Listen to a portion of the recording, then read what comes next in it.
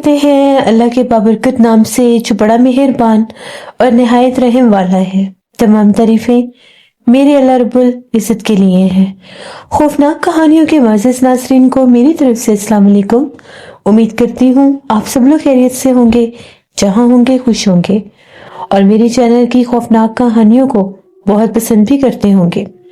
आज आप लोगों के लिए मैं बहुत डरावनी कहानी लाई हूँ जिसे आप लोग बहुत पसंद करेंगे। कहानी शुरू करने से पहले आयतुल कुर्सी पढ़ लें और हेडफोन्स लगा लीजिए क्योंकि आज की कहानी बहुत डरावनी है। आज की कहानी आसिम शेयर कर रहे हैं कराची से।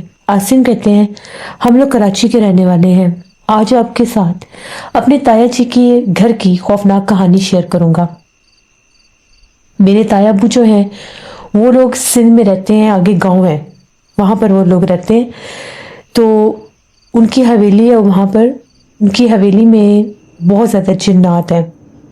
शुरू से हम लोग सुनते थे कि ताया जी की हवेली में जिन्नात हैं। हमें बड़ा शौक था कि हम कभी ताया जी की हवेली में जाकर रहें और हमें भी पता चले कि वो जिन्नात कैसे अपना आप जाहिर करते हैं। शुरू से मुझे इस चीज़ का एक इश्तियाक था। गर्मियों का मौसम था तो मैंने अम्मी अबू से कहा कि मैंने ताया जी के घर जाना है।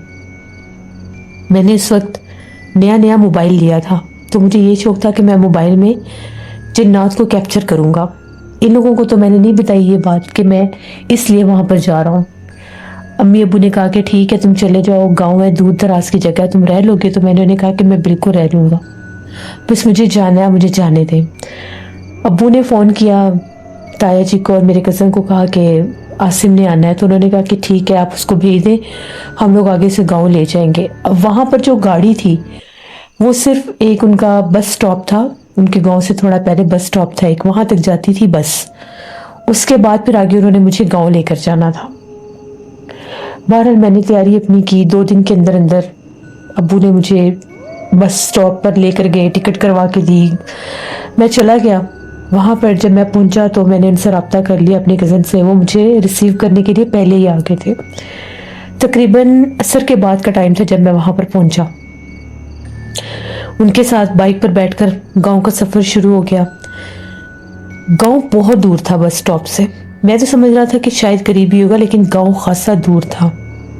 वो सारे सिंध के वो रेतले इलाके, वहाँ पर जो मैंने वो पुरानी जगह देखी, मैंने वहाँ पर बहुत से ऐसी भी जगह देखी जो बहुत कदीम पुराने खंडर नुमा मकान थे, शायद टूटे हुए थे या जो भी थे।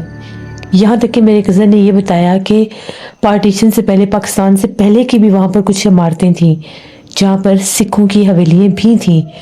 कुछ तो थी जो अभी भी इस हाल में थी कि पता लगता था कि वो हवेली हैं।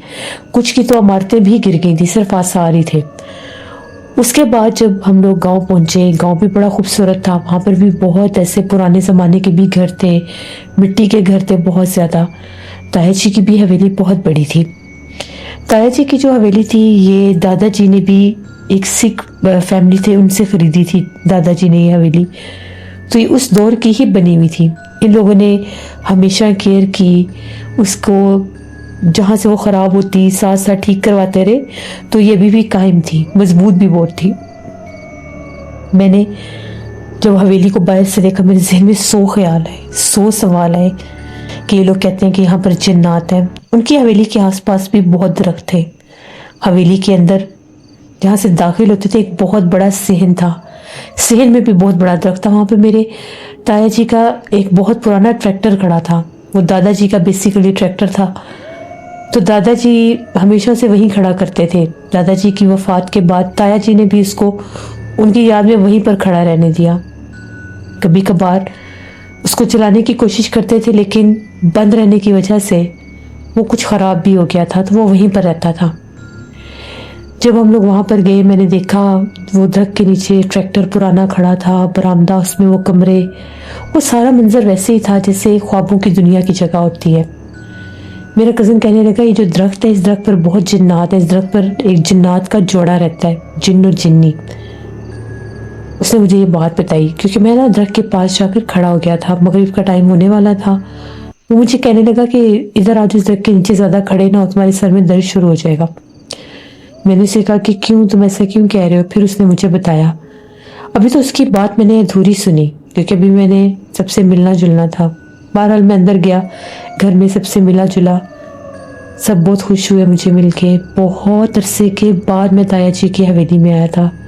ज़्यादातर ऐसे ही होता था, हम लोग अपनी स्टडीज़ में थे, कभी होता था तो अब्बू चले जाया करते थे, बहुत कम गांव में आना जाना था। बचपन में एक दफ़ा मैं गया था, वहाँ पर कोई शादी थी किसी फैमिली में, तो उसके बाद मैं अब गया था दूसरी बार, वरना वो लोग ही शहर आ जाया करते थे हमसे मिलने के लिए। इसके बाद जब वहाँ पर खाना वगैरह खाया, मैं अपने कज़न से कहने लगा ओ ज़रा मुझे हवेली दिखाओ सारी। मुझे सारी हवेली दिखाने लगा। जैसे इस तरफ सहन था, ऐसे ही एक बैक साइड पर भी बहुत बड़ा सहन था। वहाँ पर एक छत के ऊपर आधी टूटी दीवार भी थी। तो मैंने सीखा कि ये दीवार जो टूटी हुई है तो ये गिर जाएगी, आप लोगों ने इसको क्यों नहीं रिपेयर करवाया? तो वो कहने लगा इस दीवार को हम लोग रिपेयर नहीं करवा सकते, क्योंकि जब भी इसका काम शुरू करवाते हैं नुकसान होने लग जाता है और जिन्नात इसको गिरा देते हैं। इस दीवार से अक्सर आधी रात को काला स्याह एक चेहरा जो झांक कर इस तरफ देखता है, हमने कई बार देखा है। पहले हम लोग इस सहन में सोया भी करते थे। ये देख रहे हो ना, ये सारे बरामदे के जो कमरे हैं, इन कमरों से इनमें चारपाइयाँ रखी हुई हैं, कोई मेहमान आ जाए तो अक्सर हम लोग चारपाइयाँ इस्तेमाल करते हैं। ये सहन उस अगले सहन से बड़ा है, यहाँ पर पानी का नलका भी लगा हुआ है। तो यहाँ पर हम लोग ना अपनी चारपाइयाँ बिछाते थे गर्मियों में।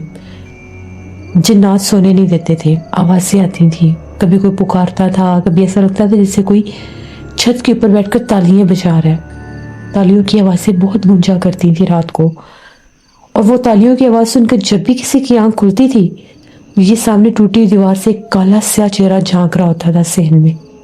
कई बार हम लोगों ने देखा। उस खौफ से फिर हम लोगों ने इधर सोना छोड़ दिया। फिर एक दफ़ा ऐसा हुआ कि अब्बू के कुछ मेहमान आए हुए थे, उनके साथ उनकी फैमिली थी, उनकी बेटियां भी थीं, आंटी भी थी, उनके बेटे भी थे। तो उन लोगों को फिर हम लोगों ने इस तरफ चारपाइयाँ बिछा दी। गर्मियों का मौसम था, ये 2 कमरे उनको दिए थे। वो लोग बेचारे जब रात को सोए, उनको भी जैसे उनकी बेटी को आवाज़ें आई, उसकी आँख खुल गई। तो वो कहती है कि मैंने सामने इस दीवार के ऊपर एक औरत को बैठे देखा। उसके पाँव और टांगे इतनी लंबी थी कि यहाँ नीचे सहन तक आ रही थी। लड़की डर गई थी, चीखें मारने लगी थी। अगले दिन ही वो लोग चले गए थे। फिर इस सहन में हम लोग नहीं सोते। हम लोग जितनी भी गर्मी हो जाए, या हम लोग सोते हैं कमरों के अंदर, या फिर बहुत अगर हो तो वो जो अगला सहन है वहाँ पर हम लोग अगर मिलकर सब सोए तो फिर वो नहीं डराते। अगर कोई अकेला सोए तो वो बहुत डराते हैं। कभी कभी अब्बू को अक्सर आदत है वो कमरों में नहीं सोते, तो वो चारपाई बिछा कर जब बाहर सोते हैं, कहते हैं कि आधी रात का जब टाइम होता है तो मुझे चलने की आवाज़ें सुनाई देती हैं, जैसे कोई चल कर आ। और वो आवाज़ ऐसी होती है जैसे पाँव में कोई हील वाला जूता पहना होता है, तो टिक टिक की आवाज़ बहुत तेज़ होती है। अब्बू कहते हैं कि मेरी आँख खुली, अब्बू सो रहे थे, उनकी आँख खुली तो एक बुरखे वाली औरत थी, काला बुरखा पहना हुआ था, इस बरामदे में कोने पर खड़ी थी और अब्बू की तरफ देख रही थी। उसकी आंखें सुर्ख लाल थी। अब्बू के पास उनका हुक्का पड़ा हुआ था, हुक्के में अभी भी जैसे वो कोयले भखे हुए थे। तो उन कोयलों के करीब वो नहीं आई, डर गई। वो आग से डरते हैं जिन्नात। तो अब्बू को सिर्फ उसने इतना कहा था कि दोबारा यहाँ मत सोना। वो रास्ता था शायद उनका गुजरने की जगह थी। अब्बू बिल्कुल बरामदे के पास सो रहे थे। फिर अब्बू को 2-3 दिन बहुत सा बुखार रहा। फिर हमने उन्हें कहा कि आप अकेले ना बाहर सोए।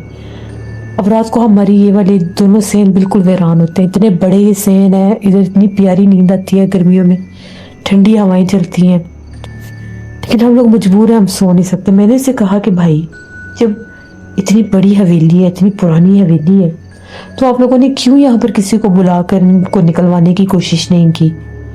तो कहने लगा कि हमने कई बार कोशिश की है। हम लोग ऐसे ही वॉक करते करते बातें कर रहे थे। कई बार हमने कोशिश की है कि हम लोग यहाँ से इनको निकलवा सकें, बल्कि 1-2 आमिर तो चंद माह पहले भी आए थे।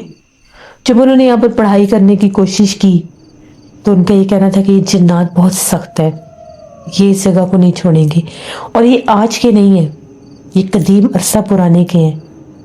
ये इनकी ये माजगा है, इनकी जगह है। अगर आप इनको निकालने की कोशिश करेंगे ये आपको जानी नुकसान दे देंगे। बेहतर यही है कि आप अपने आप की हिफाजत रखें। इनको निकालने के लिए चिल्ला करना पड़ेगा। 40 दिन हवेली को अकेला करना पड़ेगा। 40 दिन अगर कोई आमिल यहाँ पर चिल्ला करेगा तो फिर शायद ये निकल सके, वरना एक आधे अमल के साथ ये जिन्नात यहाँ से नहीं निकलेंगे।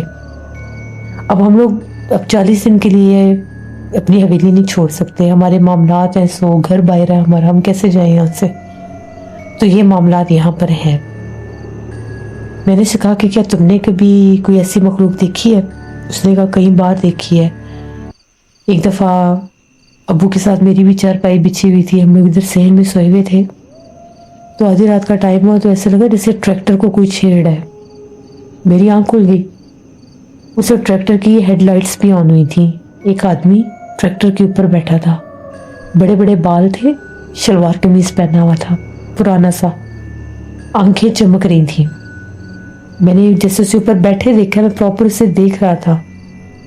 जिस टाइम मैंने गौर किया और मैंने पूछा कौन है यहाँ पर, मैंने अब्बू को आवाज़ें देना शुरू कर दी, अब्बू जाके देखे कोई बैठा हुआ यहाँ पर। जब अब्बू की आंख खुली तो हम दोनों उठे, लाइट जलाई बरामदे की, कोई भी नहीं था, गायब हो गए थे।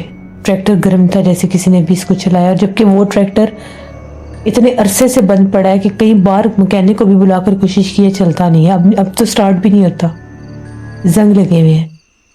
हम लोग जैसे ही उसी सहन में बातें कर रहे थे, फिर एकदम महसूस हुआ जैसे ट्रैक्टर को कोई छेड़ है। ऐसा फील हो रहा था जैसे ट्रैक्टर को किसी ने छेड़ा है। तो मेरा कज़न कहने लगा अंदर चलते हैं। उस वक्त टाइम हो रहा था 11:30 पौने 12 बजे का। हम लोग कमरे में आ गए। हम लोग बरामदे वाले ही एक कमरे में हमारी चारपाई बिछी हुई थी। मैंने से कहा कि किस वक्त ज़्यादा एक्टिविटीज़ महसूस होती हैं तुम्हें, कि किस वक्त यहाँ पर ज़्यादा मामलात शुरू होते हैं? वो कहने लगा कि मगरिब के बाद हम लोग दरख्त के नीचे नहीं जा सकते, जाएं तो सर में दर्द शुरू हो जाता है, सर भारी हो जाता है। लेकिन जैसे रात के 12 बजते हैं, 12 बजे के बाद वो अपना आप जाहिर करना शुरू कर देते हैं। वाज़े तौर पर महसूस होता है कि जैसे कोई है, कोई आपके आसपास चल फिर रहा है, कदमों की आहट आवाज़ आती है। अगर कोई खिड़की दरवाज़ा खुला हो तो गुजरते हुए भी नज़र आते हैं। बहुत दफ़ा हम लोगों ने ऐसे साए, परछाइयाँ तेज़ी से गुजरता हुआ देखा है। मैं उससे इंफॉर्मेशन इसलिए ले रहा था क्योंकि मैंने अपना कैमरा सेट करना था। मैंने मोबाइल का कैमरा लगाकर खिड़की में रखना था। थोड़ी देर हुई, हम लोग लेटे। मैंने उसे कहा कि भाई अंदर घुटन घुटन महसूस हो रही है, विंडो तो खोल दो। कहता ठीक है, फिर मैं विंडो खोल देता हूँ, लेकिन कोई आवाज़ आहट आई तो परेशान ना होना, और आयतुल कुर्सी पढ़कर सो। जो भी आप मिलाते हैं हमें यही कहते हैं, आप अपने ऊपर आयतुल कुर्सी पढ़े। अपने कमरों में आप लोग जैसे सूरत यासीन, लोहे कुरानी ये आप लगाएं तो इंशाल्लाह ये कमरों में दाखिल नहीं हो सकेंगे। हमारी हवेली की जितने भी कमरों में हम लोग रहते हैं, यहाँ पर इनका बसेरा नहीं है सवाई एक कमरे के। उधर पिछले सहन में एक कोने वाला कमरा है जहाँ पर वो टूटी दीवार का ऊपर वाला हिस्सा आता है। उस दीवार के जो नीचे वाला कमरा है, बस वहां पर नहीं सोया जाता। वहां पर अगर सोने की कोई भी कोशिश करता है तो वो हावी होने की कोशिश करते हैं, जिन्नात अपना आप जाहिर करते हैं, सोए हुए उस बंदे को छेड़छाड़ करते हैं। जैसे कभी पाँव को दबा देना, कभी जैसे बालों में हाथ, जैसे सोए सोए बंदे के बालों में कोई हाथ फेर रहा है। यहाँ तक कि कभी कभी ऐसा फील होता है कि जैसे आपके बिस्तर पर आपके पास कोई बैठा हुआ है, वजूद नजर आता है। हमारा एक मुलाजिम था तो उसको हमने वो वाला कमरा दे दिया था। एक कमरा थोड़ा साइड पर भी है वो बाकी कमरों से, और है भी बिल्कुल सीढ़ियों के पास। अब्बू ने उसको कहा कि भाई तुम यहाँ पर रह लो। उसके पास रहने की जगह नहीं थी, वो एक दूसरे गांव से आया था, तो हमारे डेरे पर उसने काम शुरू कर दिया। तो अब्बू ने कहा कि ये सीधा सा ऐसे घर का भी काम शाम देख लेंगे, ये बाहर का काम नहीं था ज़्यादा कर सकता। बहुत ही जैसे मासूम सा बंदा था, उसको घर के कामों के लिए रख दिया था कि कोई दुकान से चीज़ मंगवानी हो, सब्जी वगैरह लानी हो तो वो ले आता था। उसे वो वाला कमरा दे दिया। बेचारा 2 दिन तो जैसे कैसे उसने वहां पर गुजारे जाग कर। तीसरी रात उसने आधी रात को शोर मचा दिया। कहता है कि आवाज़ें देने लग गया, भागा बाहर हमारी तरफ, जगाया हमें। कहता है जी मेरे कमरे में तो कोई सोया हुआ, तो मेरी चारपाई पर एक औरत आकर बैठी हुई है। मुझे तो वो उसकी आवाज़ें सुनकर मेरी आंख खुल गई है। वो काले स्याह लिबास में एक औरत है, चेहरा छुपाया हुआ है, बड़ी खौफनाक आवाज़ से निकाल रही है। 2 दिन तो मैं सोया ही नहीं। आज मैं नींद से निढाल था। मैं डर गया था कि अगर मैं आप लोगों को बताऊंगा तो शायद आप लोग यकीन ना करें, लेकिन 2 दिन से जब भी मैं सोने की कोशिश करता हूँ कोई मुझे जगा देता है, कोई चारपाई को हिलाता है, कोई कमरे से आवाज़ देता है, तो मैं बहुत ज़्यादा खौफज़दा हूँ। मैं उस कमरे में नहीं रह सकता। उसके बाद फिर उसको इधर वाले कमरे में चारपाई बिछा कर दी, इधर वो सोया, इधर वो सुकून से सो गया। उसके बाद फिर इस कमरे में कोई भी नहीं जाता। अक्सर वहाँ से आवाज़ें आती हैं। बातें करते करते पता ही नहीं चला 1 बज गया। वो कहने लगा भाई मुझे तो नींद आ रही है, मैं अब सोता हूँ। मैंने से कहा हाँ मुझे भी नींद आ गई। जब वो सो गया गहरी नींद, कमरे में 0 लाइट का बल्ब चल रहा था। मैं उठा, मैंने अपना मोबाइल साइलेंट पर किया, कैमरा ऑन किया और विंडो में एक तरफ जो दरख्त का हिस्सा नज़र आ रहा था उस रुख में मैंने अपना कैमरा प्लेस करके वीडियो रिकॉर्डिंग ऑन कर दी। खुद जाकर मैं बिस्तर पर लेट गया।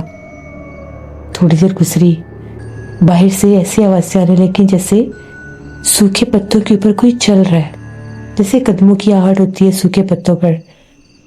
एकदम मैंने सर उठाया, मैं देखने की कोशिश कर रहा था कि मुझे कुछ शायद नज़र आ जाए, लेकिन एक ये भी सुकून था कि रिकॉर्डिंग ऑन है मोबाइल की। तभी एकदम से ऐसा महसूस हुआ जिस तरह से कोई बरामदे की तरफ आया है। मेरे दिल की धड़कन बहुत तेज हो गई। इतनी तेज खुशबू आई, इतनी तेज खुशबू आई जैसे कोई इत्र होता है और जैसे मेरे पास किसी ने लगाया है। वो एक तेज खुशबू का झोंका जैसे गुजर के गया। मैं देख रहा था चोरी चोरी आंखों से, मेरा फेस खिड़की की तरफ ही था। मैं देखने की कोशिश कर रहा था, मुझे नजर कोई नहीं आया। एकदम ऐसा लगा जैसे जो बरामदे में बल्ब चल रहा है, जैसे उसके आगे कोई काले रंग की चीज आई है। एकदम जैसे कोई बल्ब के आगे हाथ रखता है और अंधेरा सा महसूस होता है। अब बल्ब काफी ऊंचा लगा हुआ था बरामदे में। अब ये जो भी मखलूक थी, या तो इसकी हाइट इतनी थी या इसने कोई आगे हाथ वगैरह किया होगा। 2-3 सेकंड जैसे वो अंधेरा रहा। तभी एकदम से ऐसा लगा बहुत तेजी से कोई गुजर के गया, जैसे मेरे कज़न ने बताया था। वो एहसास ही इतना खौफनाक था, मेरे दिल की धड़कन बहुत तेज हो गई खौफ के मारे। मैंने अपना चेहरा बिल्कुल चादर के अंदर कर लिया। थोड़ी देर गुजरी, मेरा मोबाइल जो है विंडो से नीचे गिरा। जिस वक्त मेरा मोबाइल गिरा मैं डर गया मेरा मोबाइल टूट ना गया हो। उठा, मैंने उठकर देखा मोबाइल को कुछ नहीं हुआ था, लेकिन मोबाइल पावर ऑफ हो चुका था। बैटरी तो इसकी 60% थी। मैंने अपना मोबाइल ऑन किया। ऑन करके सबसे पहले मैं रिकॉर्डिंग्स में गया, गैलरी में जाके चेक किया तो वहाँ पर तकरीबन 30 सेकंड की एक वीडियो क्लिप रिकॉर्ड हुआ था। रिकॉर्डिंग तो कब की लगी हुई थी, लेकिन 30 सेकंड का एक क्लिप रिकॉर्ड हुआ था जिसमें बस ये था कि एक काले रंग की परछाई है, काले रंग का साया कह लें, कपड़ा कह लें, जैसे कोई बहुत ब्लैक कलर की कोई चीज़ थी, जैसे बड़ी तेज़ी से सिर्फ 1 सेकंड के लिए वो कैमरे के आगे से कोई गुजरा है। बस वहीं पर रिकॉर्डिंग बंद हो गई। पता नहीं कैसे बंद हो गई। इतनी तेज तो हवा नहीं थी कि मोबाइल गिर जाता, फिर भी मोबाइल गिर गया। मैं चारपाई पर ही बैठा हुआ था। एकदम से मुझे ऐसा लगा कि जैसे बाहर कोई सरगोशी हुई है, कोई बोला है जैसे। फौरन से उधर देखने लगा। मैं उठा, मैं जाकर खिड़की में खड़ा हो गया। जब मैं जाकर खिड़की में खड़ा हुआ, बाहर बरामदे में मैं देख रहा था ट्रैक्टर वाली जो जगह थी, ट्रैक्टर पर कोई भी नहीं था। ट्रैक्टर बिल्कुल ऐसे साइलेंट था। एकदम से मुझे ऐसा लगा खिड़की की जो रॉड्स होते हैं, आयरन रॉड्स, एकदम से एक काला सा हाथ था, छोटा सा, बिल्कुल जैसे बच्चे का हाथ होता है। वो काला सा हाथ जैसे उस रॉड के ऊपर किसी ने जोर से मारा। यानी वो जो कोई भी था बिल्कुल बरामदे में बाहर खिड़की के पास था। उस वक्त मेरी क्या हालत हुई होगी। अस्तगफिरुल्लाह, मेरी चीखें आसमान पर थी। मेरा कज़न जाग गया और कहने लगा क्या हुआ तुम्हें, तुम इधर खिड़की में क्यों खड़े थे। मैंने उसे कहा नहीं कुछ नहीं, जो बाहर से आवाज़ें आ रही थी। कहता तुम्हें भी मैंने सारा कुछ बताया है, तुम्हें मना भी किया था कोई आवाज़ आई तो उधर मत जाना, तुम क्यों फिर उस तरफ गए। उसने खिड़की बंद कर दी। जैसे उसने खिड़की बंद की, वाज़े तौर पर बाहर से ऐसा लगा कि कोई खिड़की के पास से पीछे गया है, जैसे कदमों की आवाज़ होती है। उसने कहा आर्टिस्ट सुन रहे हो ना, हम ये हर रोज़ सुनते हैं, हम लोगों को पता है कि यहाँ पर मखलूक़ात हैं, जिन्नात हैं, हम उनको तंग नहीं करते, तो तुम अब खिड़की की तरफ मत जाना, तुम डर जाओगे। मैंने उसे कहा कि मैं अब नहीं जाता। मैंने थोड़ा सा पानी पिया, बिस्तर पर लेट गया। दिल की धड़कन बड़ी तेज थी, नींद ही नहीं आ रही थी खौफ से। मेरा कज़न फिर सो गया। एकदम से फिर ऐसा लगा जैसे खिड़की को कोई धकेल रहा है, जैसे वाज़े तौर पर कोई पुश करता है तो एक आवाज़ आती है। उस वक्त मैं बहुत डरा। मैंने फौरन से जैसे अपने कानों के ऊपर हाथ रखे, आंखें बंद किया तो कुर्सी पड़ने लग गया और मैं सो गया। सुबह हम लोग जाके उसने बताया सबको कि ये खिड़की में खड़ा था। ताया जी ने भी कहा कि बेटा यहाँ पर कुछ असरात हैं, वो तंग नहीं हमें करते, हमें पता वो है, बस हम लोग बाहर कम सोते हैं कि वो तंग ना हो हमारी वजह से, उनकी गुजरने की जगह है यहाँ पर, तो तुम अकेले बाहर ना निकलना। मैंने कहा कि ठीक है। फिर उसके बाद दिन भर मैं अपने कज़न के साथ बाहर गया, गांव देखा, एक दो और जगह देखी, तस्वीरें बना रहा था अपने मोबाइल में। एक और उसने मुझे एक पुराना सा घर दिखाया, वो उनके घर से काफ़ी ज़्यादा दूर था। हम लोग बाइक पर थे। वो जो घर था वो इतना पुराना था कि वो आता था ज़मीन में, इसका दरवाज़ा आता था ज़मीन में था। तो कहने लगा कि इस घर में भी बहुत जिन्नात हैं, ये घर पिछले 50 बरस से बंद है। वो कहता था कि इस घर से महीने में एक बार जब चांद की आखिरी तारीखें होती हैं, वो यहाँ से एक बूढ़ा शख्स नमूदार होता है, नजर आता है अक्सर लोगों को। उसने इतने पुराने कपड़े पहने होते हैं, सर से गंजा होता है बिल्कुल, झुकी हुई कमर होती है, हाथ में उसके जैसे लाठी होती है। इस घर से बाहर निकलता है। कई बार लोगों ने देखा है, कई बार जो रात को यहाँ से गुजरे तो देखते हैं वो एकदम इस घर के पास से गुजर रहा होता है और इस घर के पास जाकर गायब हो जाता है। बहुत बार तो लोगों ने इसे इधर बाहर बैठे हुए भी देखा है। कुछ लोग कहते हैं कि वो बूढ़ा जिन्न है जिसका यहाँ पर बसेरा है। कुछ लोग कहते हैं कि यहाँ पर और भी बहुत से जिन्नात हैं, चुड़ैलों का भी बसेरा है इस घर में, कि कभी कभार इस घर से रात को ढोलक बजने की आवाज़ आती है। ढोलक बजने की आवाज़ तो एक दफ़ा हमने भी सुनी थी। हम सारे दोस्त थे, तो हम लोग सारे दोस्त शिकार करके आ रहे थे। हम लोग जब यहाँ से गुजरे हमें बहुत ज़्यादा ढोल बजने की आवाज़ आ रही थी। जिस वक्त हम लोग इस तरफ आए तो इस घर के अंदर से आवाज़ें आ रही थी। रात के तकरीबन हमें वापस आते थे बहुत टाइम हो गया था, 1:45 बजे का टाइम होगा। उस वक्त हम लोग वापस अपने गांव आए थे। हम लोग काफ़ी ज़्यादा आगे गए हुए थे किसी और जगह पर शिकार करने, एक दूर दराज इलाके में। तो जो मेरा एक दोस्त था वो बहुत सा बीमार हो गया था, डर गया था वो। तो यहाँ पर हमारे गांव में ये मामलात हैं। हमारा गांव जो है ये आसेब सतह है। अक्सर यहाँ पर ऐसे पुराने मकान है जहाँ पर कोई रहता नहीं है। फिर जब वहाँ पर कोई रहता नहीं है तो फिर वहाँ पर जिन्नात बसेरा कर लेते हैं। वो गांव था भी बहुत कदीम और पुराना। वहाँ पर मैंने ऐसे ऐसे घर देखे जिनके बारे में मैं सोच भी नहीं सकता था। बहरहाल वो जो घर था, फिर मैंने तस्वीरें भी ली। उस घर को देखकर थोड़ा सा डर लग रहा था दिन के टाइम भी, इतना पुरसरार उसका स्ट्रक्चर था। बहरहाल हम लोग घर आ गए। मैंने मेरे कज़न से कहा, मैंने कहा वो कमरा मैंने देखना है जहाँ पर वो तुम्हारा मुलाजिम डरा था। हम लोग उस सहन में आए। उसने इस कमरे का दरवाज़ा खोला, अंदर में गया। कोने में एक चारपाई बिछी हुई थी। तो मैंने उसे कहा मैं यहाँ पर वीडियो बना लूँ। कहता बना लो।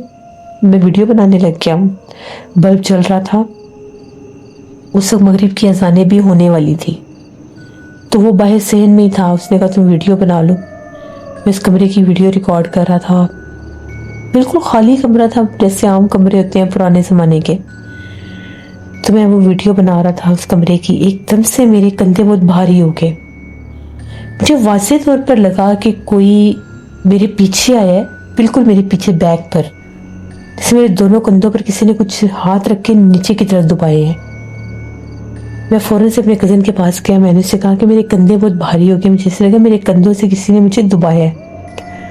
कहने लगा तुम्हें बताया ना इस कमरे में है, असरात है इस कमरे में। उसके बाद हम लोग घर के अंदर गए, शाम हो गई, चाय वगैरह पी, फिर खाने का टाइम हो गया, खाना खाया।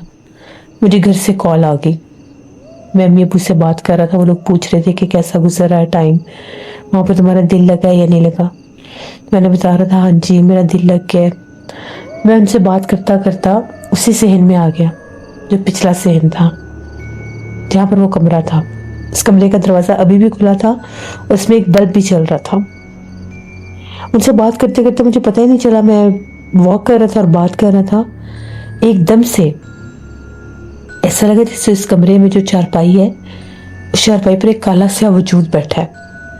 जिस वक्त मैं वॉक करके दूसरी तरफ से टर्न होके इस तरफ आया तो मैंने वाज़े तौर पर सामने किसी को बैठे देखा, जैसे किसी ने बुरखा सा पहना हुआ है, लंबा सा कद है, पतली सी कोई औरत है, बिल्कुल सामने कोने में इस चारपाई के ऊपर बैठी हुई थी। मैं तो भागा वहां से अंदर। मैंने बताया, मैंने कहा मैंने भी उस तरफ कुछ देखा है।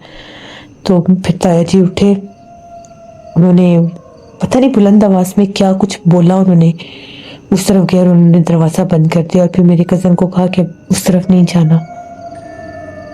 मैं इतना हैरान था कि ये लोग कैसे रहते हैं जिन्नात के साथ। इनको पता भी है कि यहाँ पर जिन्नात है, लेकिन ये बिल्कुल रिलैक्स है। मैंने पूछा उनसे, मैंने कहा आप लोगों को डर नहीं लगता? आप लोग मतलब यहाँ पर कोई अकेला तो रह ही नहीं सकता? कि जैसे मैं कल से आया हूँ, मैं कल से यहाँ पर महसूस कर रहा हूँ, रात को भी यहाँ पर आटी थी और अभी जैसे उस कमरे में मुझे कुछ नजर आया, तो आप लोगों को बिल्कुल भी डर नहीं लगता? ताया जी कहते कि डर तो हमें बहुत लगता है, ये जो हमारे अंदरूनी कमरे हैं यहाँ पर हमने हिसार करवाए हुए हैं, यहाँ पर तो वो जिन्नात आ नहीं सकते। अब ये हवेली हमारी इतनी पुरानी है, हम लोग इसको छोड़ भी नहीं सकते। जिस भी आमिल को बुलाया उन्होंने हमें यही कहा है कि आप इनसे हम कलाम ना हो, इनको तंग ना करें। ये सहन इनकी गुजर का है, ये भी और पिछला सहन भी। सब कोशिश करें कि आप लोग बाहर ना सोए, कमरों में ये नहीं आएंगे। जिन जिन कमरों में हिसार है वहां पर ये नहीं आ सकते। उस कमरे में हमने हिसार की कोशिश की थी, लेकिन जब हमने उस कमरे में हिसार की कोशिश की थी तो जिन्नात ने हमें तंग किया था, डराया था, दरवाजों पर दस्तक दी थी, चीखें सुनाई दी थी।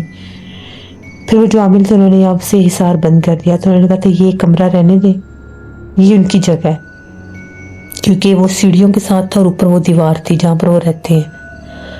उन आमिल के मुताबिक उनका बसेरा इस कमरे में उस दीवार के ऊपर था जहाँ से वो चेहरा नजर आता था। फिर इसलिए हमने उस कमरे को भी छोड़ दिया और जिस वक्त हमारे मुलाजिम के ऊपर हमला हुआ था उसके बाद हमने इस कमरे में हिसार करवाने की कोशिश की थी। पता चल गया था कि वहां पर भी जिन्नात है, तो तब उन्होंने हमें मना कर दिया था। तो फिर इतनी बातें सुनकर 3-4 दिन मैं वहां पर रहा।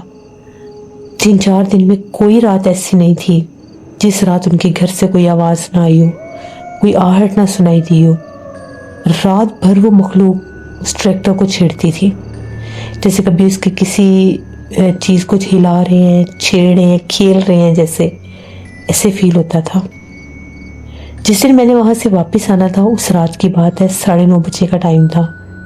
मेरे कजन के कुछ दोस्त आए हुए थे, तो इन लोगों ने जैसे वो अपने बारबेक्यू वगैरह बनवा कर लाए थे, तो उसी पिछले सेन में बैठकर हम लोग सब खाना खा रहे थे। वो खुला सेन था, उस तरफ भी एक दरवाजा था, तो जो लोग दोस्त वहां से आते थे वहीं से फिर निकाल देते थे उनको, वहीं से वो वापस चले जाते थे। तो वहां पर काफी देर हम लोग बैठे रहे, 12:30 पौने 1 बजे का टाइम हो गया। फिर वो लोग उठ के चले गए, तो मेरा कजन जो है वो चीजें वगैरह समेट रहा था।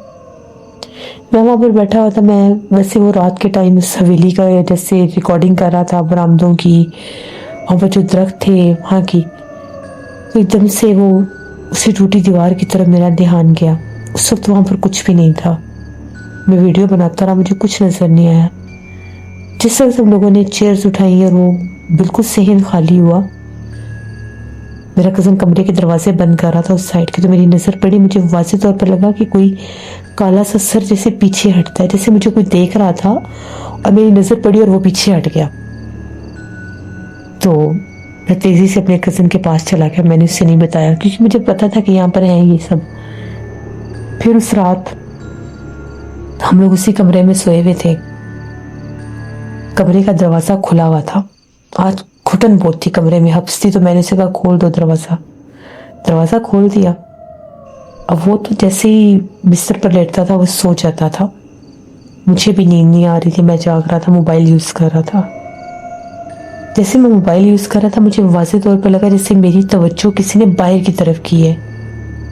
मैं बहुत मगन होकर गेम खेल रहा था।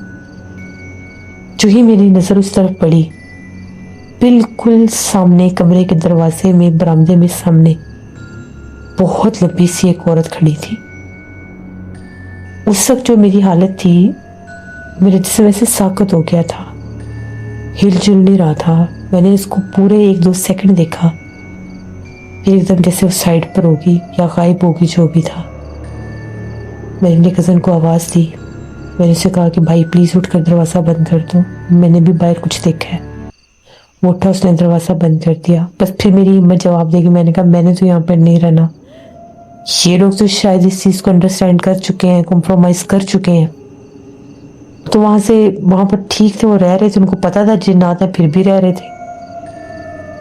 मैं तो अगले दिन वापस आ गया। मेरे कज़न ने मुझे वहीं से बिठा दिया गाड़ी पर। मैं वापस आ गया। मैंने घर आकर बताया, वीडियोस भी दिखाई। वीडियोस में कुछ भी नहीं था। वो जो पहला एक क्लिप था वो भी कहीं डिलीट हो गया, खुद ब खुद ही डिलीट हुआ, या पता नहीं कहाँ गया, मुझे नहीं मिला दोबारा।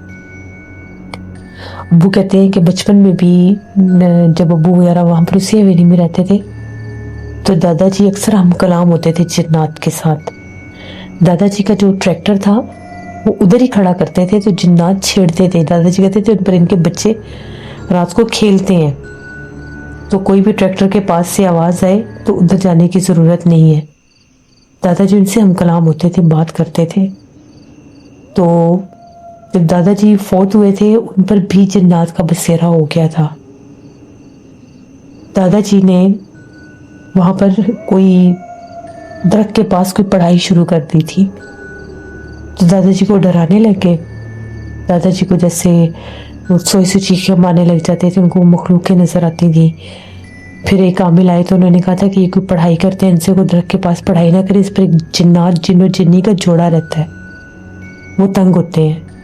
बस फिर उसके बाद इतने बीमार रहने लग गए, बहुत बीमार रहते थे। फिर कुछ अर्से बाद इनकी डेथ हो गई थी। तो फिर जब वो फौत होने वाले थे तो उससे पहले उन्होंने ताया अब्बू को कह दिया था कि यहाँ से इस ट्रैक्टर को ना हटाना, इसको यहीं पर रहने देना। अगर तुम कभी इसको चलाओ भी, इस्तेमाल भी करो भी, तो खड़ा यहीं पर करना है। ताया अब्बू ने फिर उसको यूज़ ही नहीं किया, चलाया ही नहीं। उस पर वो अक्सर एक आदमी काला स्याह बैठा नजर आता था उनको रात के वक्त। ताया जी ने कई बार देखा था उसे। तो ये मेरे ताया जी के उस सिंध वाले गांव वाली हवेली की कहानियाँ थी, कुछ वाक़यात थे जिनको मैं खुद एक्सपीरियंस करके आया। मैंने खुद देखा उन सारी जगहों को। 12 साल पुरानी ये बात है जब मैं वहाँ पर गया था। उसके बाद मैं नहीं गया, इत्तेफाक ही नहीं हुआ। मेरे जाने के तकरीबन 6 साल बाद ताया जी भी फौत हो गए थे। मेरा कज़न बाहर चला गया था, एक मेरी कज़न थी, उनकी शादी हो गई। ताई जी जो थी वो अपने भाइयों के पास चली गई, हवेली बंद हो गई। मेरी एक कज़न और एक ही उसका वो भाई था। हवेली बिल्कुल बंद होगी, बेची नहीं उन लोगों ने। अब पता नहीं उस हवेली का क्या बना है। कुछ लोग बताते हैं, जैसे फैमिली वाले अब्बू भी बताते हैं, मेरे कज़न ने शायद वो बेच दी थी, क्योंकि उसने कहा था कि उसने उस हवेली में रहना ही नहीं। जब बाहर गया तो उसने फिर कहा कि मैंने इधर रहना ही नहीं है। अब जो ताई अम्मा वो मेरे कज़न के पास बाहर होती हैं, वो लोग खुश हैं वहाँ पर। मेरे कज़न ने शादी भी बाहर ही की है। तो ये हमारी कहानी थी एक, जो मैंने आपके साथ शेयर की। बहुत शुक्रिया आसिम आपका। ये सब बस बहुत से लोग ऐसे होते हैं जिनको पता होता है कि वहाँ पर जिन्नात हैं, उनकी पुरानी जगह होती हैं, पुराने मकान होते हैं, फिर भी रह लेते हैं। अगर उनको वो नुकसान ना दे, अगर उनको ना डराए।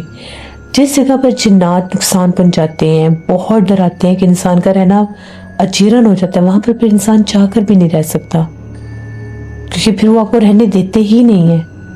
कुछ जिन्नात ऐसे होते हैं जो कॉम्प्रोमाइज कर जाते हैं, अपनी जगह का बता देते हैं इंसान को कि हमारी ये जगह, आप यहाँ पर ना आए। जब इंसान उन जगहों पर नहीं जाते तो उनको तंग नहीं करते। लेकिन अगर जानबूझकर वहाँ पर लोग जाएं, सोएं, तंग करें उनको, तो फिर वो भी तंग होते हैं और तंग करते भी हैं। इसलिए हमेशा ऐसे घरों को छोड़ देना चाहिए जहाँ पर जिन्नात हो, क्योंकि वो नुकसान पहुँचा देते हैं। एट द एंड नुकसान दे ही देते हैं। एक हद तक वो पसंद करते हैं इंसानों को, फिर उसके बाद वो तंग करना शुरू कर देते हैं। तो ये थी आज की खौफनाक कहानी। उम्मीद करती हूँ आप लोगों को पसंद आई होगी। अपना फीडबैक ज़रूर दें। जो लोग चैनल को विजिट कर रहे हैं, अभी तक सब्सक्राइब नहीं किया, तो मेरे चैनल को ज़रूर सब्सक्राइब करें। यहाँ पर मैं ऐसी ही खौफनाक कहानियाँ लाती रहती हूँ जो आप लोगों को बहुत पसंद आती हैं। इंशाल्लाह ताला परसों फिर मुलाकात होगी किसी नई खौफनाक कहानी में। आप लोग भी अपनी कहानियाँ शेयर कर सकते हैं डिस्क्रिप्शन बॉक्स में दिए गए ईमेल ID nushinmir57@gmail.com पर। इसके अलावा आप लोग मुझे कमेंट बॉक्स में भी स्टोरी शेयर कर सकते हैं। उम्मीद करती हूँ कि आप लोगों का रमज़ान मुबारक बहुत अच्छा गुजर रहा होगा। इस माह मुबारक में जब भी दुआ मांगते हैं, अपनी ढेरों दुआ में मुझे, मेरी फैमिली, मेरे पूरे पाकिस्तान को याद रखा करें। अपना बहुत सा ख्याल रखिएगा। Thank you for listening my stories. Stay tune. अल्लाह हाफिज़।